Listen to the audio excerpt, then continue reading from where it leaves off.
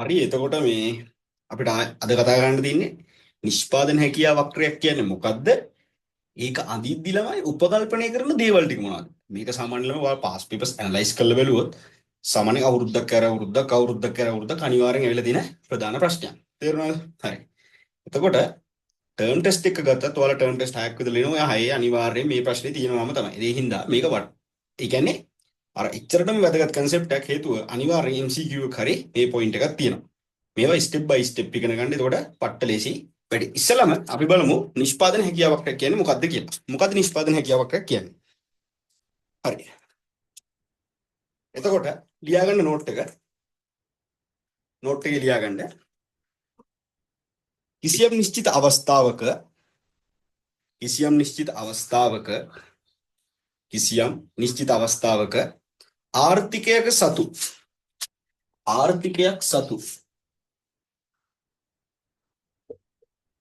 ආර්ථිකයක සතු ළමයි කවුරු ගාව තියෙනද ආර්ථිකයක් සතු. අපි දැන් කතා කරලා ඉවරයි නිෂ්පාදන හැකියාවක් අඳින්නේ කාට කියලාද? ආර්ථිකයකට කියලා. පුද්ගලයාට අඳින්න පුළුවන්, ආයතනයකට අඳින්න පුළුවන්, ආර්ථිකයකට අඳින්න පුළුවන්. අපිට ඒ ලෙවල්වලදී අදාළ වෙන්නේ මෙන්න මේ කියන ආර්ථිකයකට තමයි. ආර්ථිකයක් සතු. සියලුම සම්පත් ආර්ථිකයක් සතු ළමයි සියලුම සම්පත් ටික සියලුම සම්පත් උපරිම කාර්යක්ෂමතාවය කොහොමද ළමයි? තියෙන හැම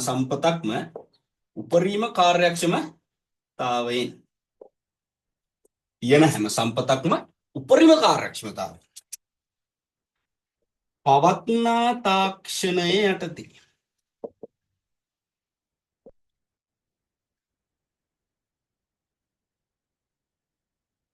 පවත්නා තාක්ෂණය යටතේ තොරලා මේක ඔයාලට පොඩ්ඩක් හුරුයි වගේ ඇති. දැන් කලින් වීඩියෝ එකේ තියෙන නිෂ්පාදන හැකියාව හා විභව නිමවුම කියන්නේ මොකක්ද කියලා. ඒකම ළමයි මේ ආර්ථික සතු සියලුම සම්පත් උපරිම කාර්යක්ෂමතාවයෙන් පවත්නා තාක්ෂණයට පාවිච්චි කරාම හදන්න පුළුවන් නිමවුම නැත්තම් භාණ්ඩ හා සේවා ප්‍රමාණයට තමයි අපි කිව්වේ නිෂ්පාදන හැකියාව හේවත් විභව නිමවුම කියලා. ළමයි ඒ නිර්වචනයම තමයි. ඒක ආයේ අමුතුවෙන් පාඩම් කරන්න දෙයක් නැහැ. තේරුණාද? එතකොට වෙනස් වෙන්නේ ළමයි මෙතනින් පල්ලෙහා ටික තමයි. එතකොට මොකද්ද ආර්ථිකයක් සතු සියලුම සම්පත් උපරිම කාර්යක්ෂමතාවයෙන් පවත්නා තාක්ෂණයටතේ භාවිතා කළ විට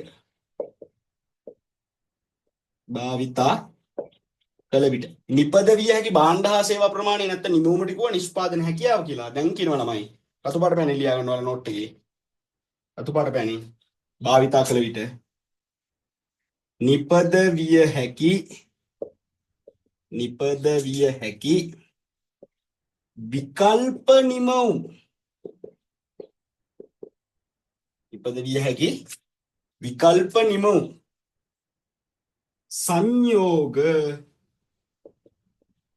විකල්ප නිමවුම් සංයෝග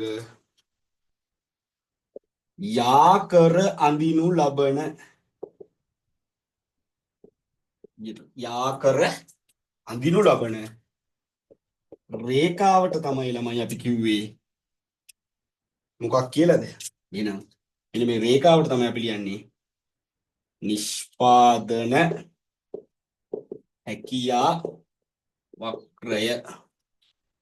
නිෂ්පාදන හැකියා වක්‍රය. එහෙනම් මොකද්ද ළමයි? ආර්ථිකයක් සතු සියලුම සම්පත් ටික උපරිම කාර්යක්ෂමතාවයෙන් පවත්නා තාක්ෂණයටදී පාවිච්චි කරාම නැත්නම් භාවිතා කරාම නිපදවන්න පුළුවන් භාණ්ඩ හා සේවා ප්‍රමාණයට නිමවුම කරන නිෂ්පාදන හැකියාව කියලා. දැන් කියනවා නිපදවිය හැකි විකල්ප නිමවුම සංයෝගය කරන් දුන්නම රේඛාව කියලා. හරි. එහෙනම් විකල්ප නිමවුම සංයෝගය කරන් දුන්නම රේඛාවට තමයි ළමයි අපි කියන්නේ මොකද්ද? නිෂ්පාදන හැකියා වක්‍රය කියලා. තේරුණාද? හරි. එතකොට මෙන්න මේ ළමයි තව පොයින්ට් එකක් තියෙනවා අපිට ඉගෙන ගන්න. මෙන්න මේ කියන්නේ නිෂ්පාදන හැකියාව. සරලව ඉගෙන ගමු. නිෂ්පාදන හැකියාව මොකද්ද ළමයි? නිෂ්පාදන හැකියාව. මෙන්න මේ කියන නිෂ්පාදන හැකියාව අපිට පෙන්වන්න පුළුවන් ක්‍රම දෙකකට තියෙනවා. ක්‍රම දෙකකින් පෙන්වන්න පුළුවන්. එකක් සංඛ්‍යා සටහනකින් පෙන්වන්න පුළුවන්. සංඛ්‍යා සටහනකින් පෙන්වන්න පුළුවන්. අනිත් එක රූප සටහනකින් පෙන්වන්න පුළුවන්.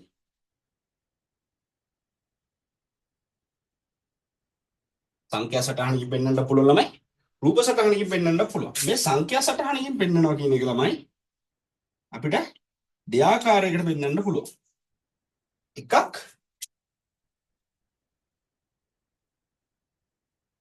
නිෂ්පාදන හැකියා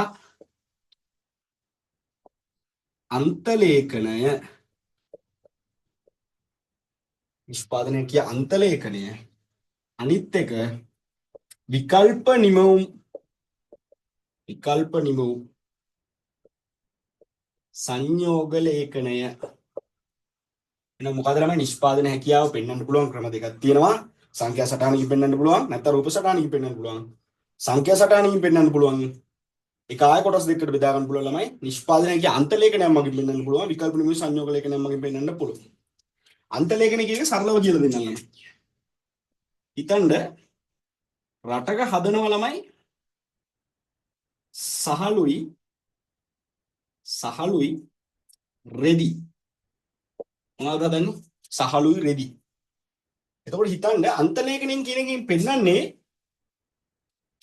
ඔයාලා මේ රටේ තියෙන හැම සම්පතක්ම එක සම්පතක්, ඒ කියන්නේ හැම සම්පතක්ම එක භාණ්ඩයක් හදන්න දැම්මම කොහොමද නිමවුම කියලා. උදාහරණයක් විදිහට ගත්තොත් අපි හිතමු රටේ තියෙන හැම සම්පතක්ම හාල් හදන්න ගත්තොත් හාල් 100ක් හදන්න පුළුවන්. කීයක් හදන්න පුළුවන්ද? හාල් 100ක් හදන්න පුළුවන්. හැබැයි එතකොට රෙදි හදන්න වෙන්නේ නැහැ. රෙදි බිඳුවයි. ඇයි ඒ? රෙදි බිඳුවේ හදන්න වෙන්නේ ඇයි? හැම සම්පතක්ම ගත්තේ සහල් හදන්න. ඒ වගේම අනිත් පැත්තට තියෙනවා. හැම සම්පතක්ම ගන්නවා රෙදි හදන්න. එතකොට පුළුවන් අපි හිතමු රෙදි හදන්න පුළුවන් 200යි. එතකොට හාල් හදන්න විදියක් නැයි. සම්පත් ටික ඔක්කොම රෙදි හදලා ඉවරයි. මෙන්න මේකට තමයි ළමයි කියන්නේ නිෂ්පාදන හැකියා අන්තලේඛනය කියලා. එතකොට මේක රූප සටහනකින් පෙන්වන්නත් පුළුවන්.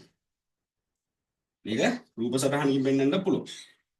එක පැත්තකට දානවා රෙදි කියලා, අනිත් පැත්තේ දානවා සහල් කියලා. හරි. කොහොමද ලිව්වොත් මේ දෙක මාරු කරලා ලිව්වොත් කමන්නේ. ඉස්සරහට කතා කරනවා අපි කොහොමද දාන්නේ කියලා හරියටම.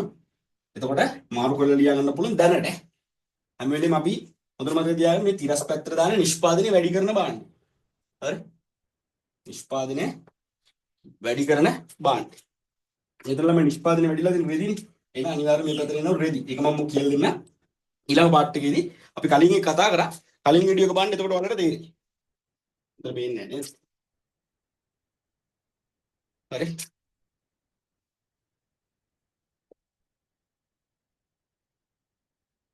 කලින් වීඩියෝ එක ළමයි මේව වෙනම කතා කරා අපි හැම වෙලේම වැඩි වෙන්න දාන්නේ මේ පැත්ත. කොට මෙලන්දම රෙදි 200යි ළමයි. එතකොට සහල් බිඳුවයි. සහල් බිඳුවයි. රෙදි 200ක් හදද්දී ඊට පස්සේ රෙදි බිඳුවක් හදද්දී සහල් 100යි. ඔන්න ළමයි රූප සටහනකින් පෙන්වන්නේ. ඔන්න රූප සටහනකින් පෙන්වන්නේ. තේරුණාද? එතකොට මේ පැත්තේ ඉඩ නැති හින්දා මම මේ පැත්තට ගන්න විකල්ප නිමවුම් සංයෝග ලේඛනයේ අඳින විදිය හදන විදිය ඔයාලට පැහැදිලි කරන්න. හරි. ටියුට් එක ගන්න. ටියුට් එකේදී මෙන්න මෙහෙම එකක්. නැත්නම් ළමයි ගෲප් එකට ගිහින් නෝට් එක ගන්න. හරි. එතන තියෙනවා විකල්ප නිමවුම් සංයෝග කියලා. එතන තියෙනවා ළමයි සහල් කියලා. එතන තියෙනවා රෙදි කියලා. ඊට පස්සේ තියෙනවා A B C D E සහ F කියලා. තියෙනවා ළමයි. ඊට පස්සේ දීලා තියෙනවා සහල් 100 දී රෙදි බිඳුවයි. රෙදි 200 දී සහල් බිඳුවයි. සහල් හදන එක අඩුවේ වෙනවා 80 60 40 20 බැගින්. රෙදි හදන එක ළමයි 40 බැගින් වැඩි වෙලා තියෙනවා. හරිනේ. එහෙනම් ළමයි විකල්ප නිමවුම් සංයෝග කියලා කියන්නේ මෙන්න මෙව්වට. මේ දින A B C D E F කියලා කියන්නේ උවට තමයි විකල්ප නිමවුම් සංයෝග කියන හේතුව. එන්න ඒ සංයෝගෙදී භාණ්ඩ වර්ග දෙකක් හදනවා. දෙකම හදද්දි කොහොමද සම්පත් ටික යොදවලා තියෙන්නේ කියලා අපිට පෙන්වන්න කරනවා. අන්න ඒවට තමයි කියන්නේ විකල්ප නිමවුම් සංයෝග. එහෙනම් B කියන ලක්ෂෙදී සහල්ලා ෂෝක් එක රෙදි 40කුත් හදනවා. E කියන ලක්ෂෙදී සහල් 20 රෙදි 160ක් හදනවා. අන්න ඒ වගේ. ඒවට තමයි කියන්නේ විකල්ප නිමවුම් සංයෝග. එහෙනම් මෙන්න මේ ටිකට අපිට කියන්න පුළුවන් ළමයි මොනවා කියලාද? විකල්ප. මෙන්න මේ ටිකට තමයි ළමයි අපි කියන්නේ මොනවා කියලාද? මේ ABCD කියන සංකල වර්ණයක් දාලා තියෙන්නේ. එහෙනම් මේවට තමයි ළමයි කියන්නේ විකල්ප නිමවුම් සංයෝග. හරි. අපි අඳලා බලමු ළමයි එක. හරි. අඳලා බලමු. හරි. අඳලා බලමු. අකරනම්ම. හරි. මේක අඳලා බලමු. එතකොට මේ වගේ කඳිද්දි ළමයි අනිවාර්යෙන් මතක තියාගන්න ඉස්සෙල්ලම බලන්න ඒකේ මේ බාණ්ඩෙට වැඩි මගේ කීයද කියලා තියෙනවා. සහල් වල නම් 100යි. රෙදි වල නම් 200යි. මම කෝ හැම වෙලේම නිෂ්පාදනය වැඩි කරන බාණ්ඩ එන්න ඕනේ මෙන්න මේ තිරස් පැත්තට. හරි? තිරස් පැත්තට තමයි එන්න ඕනේ. තිරස් අමතක කරනවා නම් මිනිස්සෙක් මතක තියාගෙන ඔළුව මතක තියාගන්න. ඔළුවට කියන්නේ සිරස කියලා. එහෙනම් සිරස් පැත්ත කියන්නේ මේ පැත්ත. හරිනේ? එතකොට විභාග ටික වගේ පොඩි පොඩි දේවලුත් අමතක වෙන්න පුළුවන්. සිරස් අමතක වෙන්න පුළුවන්. මිනිස්සුනේ. එහෙනම් හැම වෙලේම දාන්න මේ පැත්තට නිෂ්පාදනය වැඩි කරන බාණ්ඩ. එහෙනම් වැඩි කරන්න ළමයි මොනවාද? රෙදි වල. එහෙනම් රෙදි තමයි මේ පැත්තට එන්නේ 200ට යන්න ඕනේ. කීයෙන් කීයද යන්නේ 40න් 40ට. එහෙනම් 40 80 120 160 200 200 කියලා 200 ඉවර ගන්න බෑ වැඩිපුර දෙකක් විතර ගන්න. ඒක උඩ දාන ප්‍රස්තාව ලස්සනට එන්නේ. නැත්තම් නිෂ්පාදනය කියවක් කරලා ලස්සනට එන්නේ. 280 මේ පැත්තේ රෙදි සහල් වැඩිපුරම කියලා තින්නේ 100ට. එහෙනම් ඒ කියන්නේ 20න් 20ට. එහෙනම් 20 40 60 80 100 120 140 සහල්. හරි. ඊට ළමයි එකින් එක මාක් ගන්න තියෙන්නේ. රෙදි බිඳුවේදී සහල් 100යි. එහෙනම් රෙදි බිඳුව මෙච්චරයි සහල් 100 කියන්නේ නේද? එහෙනම් ඊතර තමයි A තියෙන්නේ. ඊළඟට සහල් 80 දී රෙදි 40යි. 80 මේ පැත්තට ගියා 40 මේ පැත්තට ගියා. කැපෙන දන ගත්තා B කියලා මාක් කරා. මතක ඇතුව පැන්සලෙන් පේන්න නොපෙනෙන අඩුල පාවිච්චි කරලා මාක් කරන විභාගයට ගිහලා හේතුව අපි හිතන් ඉන්න අපිට පුළුවන් කියලා. හැබැයි අන්තිමට තිත් තැන් වල තියලා ඉවරලා හරිද? කුරුටු බඩියක් තමයි මෙහෙම තියලා හිතන් ගිහලා අන්තිමට වක්‍ර මෙහෙමයි මෙහෙම උන්නෝම දේවල් වෙන්න පුළුවන්. මිනිස්සු හින්දා අනිවාර්යෙන් අඩුල තියලා පෙනෙන්නේ නොපෙනෙන්න මාක් කරන්න කිසි ප්‍රශ්නයක් නැහැ. ඊට පස්සේ 60 දී 80යි.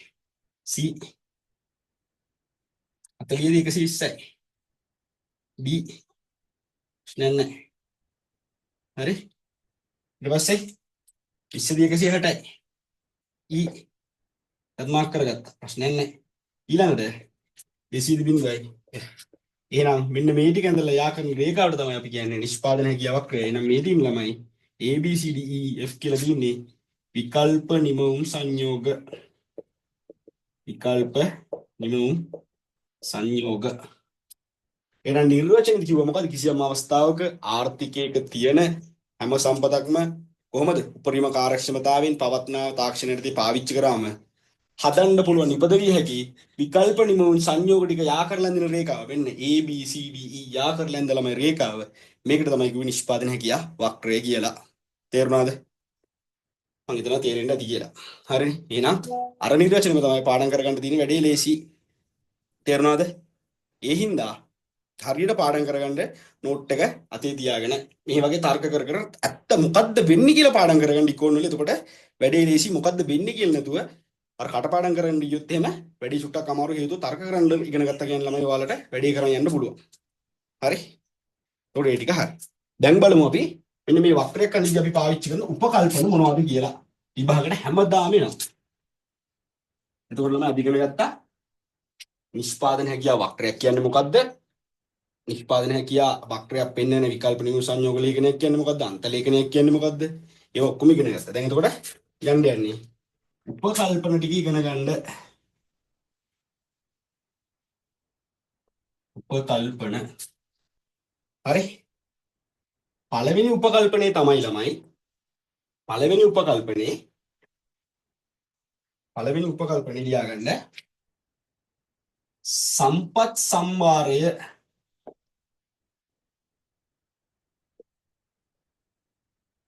නොවෙනස්ව පැවතීම.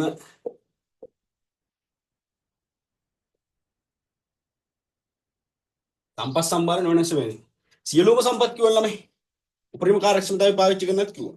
පවත්නා තාක්ෂණයටදී භාවිතා කරන විදිහත් කියලා. එතකොට අපි මේ වක්‍ර අඳිද්දි උපකල්පනය කරනවා මේ සම්පත් සම්භාරය වෙනස් වෙන්නේ නැහැ. අඩු වැඩි වෙන්නේ නැහැ අඳිද්දි. ඒක තමයි පළවෙනි උපකල්පනය නම් සම්පත් සම්භාරය වෙනස් වෙන්නේ නැහැ.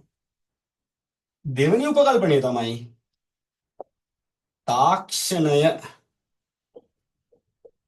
නොවෙනස්ව පවතින බව. ළමයි දැන් දෙකක් වෙනස් වෙන්නේ නැහැ. මොකද්ද දෙකක්? සම්පත් සම්භාරය වෙනස් වෙන්නේ නැහැ. ඊළඟට උපකල්පනය කරනවා තාක්ෂණය නොවෙනස්ව පවතින බව. එහෙනම් පළවෙනි උපකල්පනේ සම්පත් සම්භාරය වෙනස් වෙන්නේ නැහැ. දෙවෙනි උපකල්පනේ තාක්ෂණය වෙනස් වෙන්නේ නැහැ. තුන්වෙනි එක දැන් මේව නිර්වචනය ඇස්සේ තිබ්බා. මොකද්ද? සියලුම සම්පත් කියන එක මේ පවත්නා තාක්ෂණයට තියෙන එක මේ ඊළඟ අපිට තව තියෙන්නේ මොකද්ද? උපරිම කාර්යක්ෂමතාවය කියනවා. ඊළඟ තුන්වෙනි නිර්වචනය තමයි නැත්නම් තුන්වෙනි උපකල්පනය තමයි නිෂ්පාදනයේ උපරිම කාර්යක්ෂමතාවයක් නිෂ්පාදනයේ උපරිම කාර්යක්ෂමතාවයක් පවතින බව. ඒ කියන්නේ මෙන්න මේ කියන නිෂ්පාදනයේ උපරිම කාර්යක්ෂමතාවයක් තියෙනවා. එහෙනම් පළවෙනි උපකල්පනය මොකද්ද? සම්පත් සම්භාරය වෙනස් වෙන්නේ නැහැ. දෙවෙනි එක තාක්ෂණ වෙනස් වෙන්නේ නැහැ. තුන්වෙනි එකේ නිෂ්පාදන උපරිම කාර්යක්ෂමතාවයක් තියෙනවා. ඒතකොට මේකට අර නිෂ්පාදන හැකියාව කියන නිර්වචනෙත් තියෙනවා. වක්‍රය කියන එකෙත් තියෙනවා. සියලුම සම්පත් පවත්නා තාක්ෂණයටදී උපරිම කාර්යක්ෂමතාවය පාවිච්චි කරාම හදන්න පුළුවන් භාණ්ඩ සේවා ප්‍රමාණ ටික වන නිෂ්පාදන හැකියාව නැත්නම් විභව නිමවුම හදන්න පුළුවන් විකල්ප සංයෝගය කරලා දින රේඛාවට අපි කිව්වා නිෂ්පාදන හැකියාවක්. හරිනේ. එතකොට ඒ ටිකත් හරිද උපකල්පන ASCII ඒ තුනම තියෙනවා. එතකොට පාඩම් කරගන්න ලේසි. සම්පත් සම්භාරය වෙනස් වෙන්නේ නැහැ. තාක්ෂණය වෙනස් වෙන්නේ නැහැ. මොකද්ද නිෂ්පාදන උපරිම කාර්යක්ෂමතාවයක් තියෙනවා. එතකොට තමයි නිෂ්පාදන උපරිම කාර්යක්ෂමතාවයක් කියන එකේ තේරුම තමයි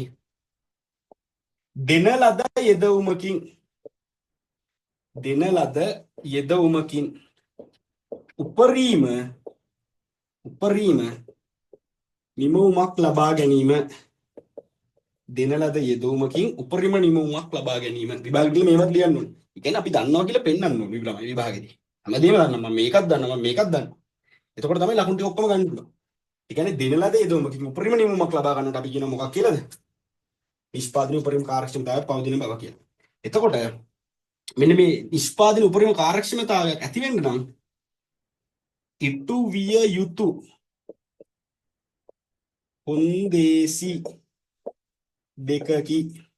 කොන්දේසි දෙකක් ඉටු වෙන්න ඕන ළමයි. කොන්දේසි දෙකක් ඉටු වෙන්න ඕනේ. පළවෙනි කොන්දේසිය තමයි පූර්ණ නිෂ්පාදනයක් වෙන්න ඕනේ. ඊළඟ එක පූර්ණ සේවා නියුක්තියක් තියෙන්න ඕනේ. පූර්ණ නිෂ්පාදනයක් තියෙන්න ඕනේ. පූර්ණ සේවා නියුක්තියක් තියෙන්න ඕනේ. පූර්ණ නිෂ්පාදනය කියලා කියන්නේ මොකද්ද? පූර්ණ නිෂ්පාදනය කියලා කියන්නේ උපරිම ඵලදායීතාවයක් ලබා ගැනීම. උපරිම ඵලදායීතාවයක් ලබා ගන්නට අපි කියනවා පූර්ණ නිෂ්පාදනය. පූර්ණ සේවා නියුක්තිය කියලා කියන්නේ සියලුම සම්පත් භාවිතා කිරීම. එතකොට ඒවත් මතක තියාගන්න. සරලව මතක තියාගන්න. සම්පත් සම්භාරය නොවෙනස්ව පැවතීම පළවෙනි එක. තාක්ෂණය නොවෙනස්ව පැවතීම. නිෂ්පාදන උපරිම කාර්යක්ෂමතාවයක් තියෙනවා. ඒ කියන්නේ දෙල්ල දෙදුමකින් උපරිම නිමවුමක් ගන්නවා කියන එක. ඊට පස්සේ ඒක ඩිපෙන්ඩ් ඕන කොන්දේසි දෙකක් තියෙනවා. ඒ කියන්නේ උපරිම කාර්යක්ෂමතාවයක් ගන්න නම් පූර්ණ නිෂ්පාදනයයි පූර්ණ සේවා නියුක්තියයි. ඊට පස්සේ පූර්ණ නිෂ්පාදනය කියන්නේ ළමයි උපරිම ඵලදායීතාවයක් ගන්නවා කියන එක. පූර්ණ සේවා නියුක්තිය කියන්නේ සියලුම සම්පත් පාවිච්චි කරනවා කියන එක. ඒකට අන්තිම උපකල්පනය තමයි ළමයි හතරවෙනි උපකල්පනයේ ලේසි උපකල්පනයක් මතක තියාගන්න. ආර්ථිකයක භාණ්ඩ වර්ග දෙකක් පමණක් නිපදවන බව. ආර්ථිකයක භාණ්ඩ වර්ග දෙකක් පමණක් නිපදවන බව. එතකොට ওই ටික තමයි ළමයි මොනවාද? උපකල්පන ටික නිෂ්පාදන කියාවක් යකන්දිත් අපි පාවිච්චි කරන. එතකොට ඒ ටික හොඳට මතක තියාගන්න. නිෂ්පාදන කියාවක් කියන්නේ මොකක්ද කියලා මතක තියාගන්න. අනිත් ටිකත් බලා ගන්න. ටර්ම් ටෙස්ට් එකත් හොඳට ලියා ගන්න පුළුවන්. එතකොට ඒකටම තමයි මම මේ වීඩියෝ ටික කර දාන්නේ ඔයාලට. ඕන දෙයක් තියෙනවා නම් නෝට් එකක් ගෲප් එකකින් හරි ගන්න.